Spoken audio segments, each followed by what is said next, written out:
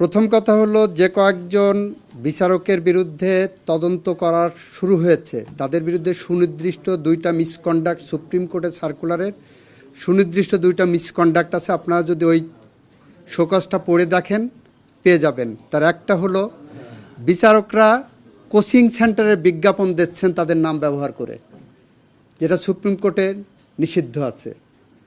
আর একটা হলো, Facebook social media ব্যবহারের ক্ষেত্রে বলা আছে বিচারকরা কিভাবে সোশ্যাল মিডিয়া ব্যবহার করতে পারবেন কি পারবেন না। সেখানেও তারা সোশ্যাল মিডিয়া ব্যবহারের ক্ষেত্রে তাদের মিসকন্ডাক্ট দেখাচ্ছে অ্যাপারেন্টলি আছেন। এবং এই ক্ষেত্রে আইন মন্ত্রণালয়কে আইনে ক্ষমতা দেওয়া আছে প্রাথমিক তদন্ত করে সুপ্রিম কোর্টকে পাঠানো। এই ধরনের মিসকন্ডাক্ট যখন হচ্ছে, আইন মন্ত্রণালয় আইনের পেরিফেরির মধ্যে থেকেই সুপ্রিম কোর্টকে এই বিষয়টা তাদের কাছে পার্লামেন্টও বলেছি আমরা। এখানে কোনো অ্যাম্বিগুইটির ব্যাপার নেই। একটা দ্বিতীয়ত হলো, ওনার দ্বিতীয় প্রশ্নের উত্তর যেটা, সুপ্রিম কোর্ট তো আমরা পার্লামেন্টেও বলেছি বিচারকরা স্বাধীন।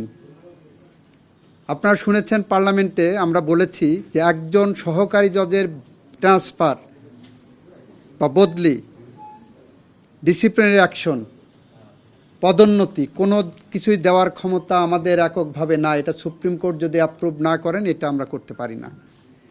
তারা তাদের ফাংশনিংয়ের ক্ষেত্রে যেমন স্বাধীন, একইভাবে চাকরির তাদেরটা প্রোটেক্টেড। মাননীয় স্বরাষ্ট্র মন্ত্রী যদি মনে করেন কোনো ডিআইজি, কোনো এসপি প্রপারলি ফাংশন করছেন না, উনি তাৎক্ষণিকভাবে অ্যাকশন নিতে পারবেন। আইন মন্ত্রণালয় থেকে এটা কিন্তু কোনোভাবেই সুযোগ নাই।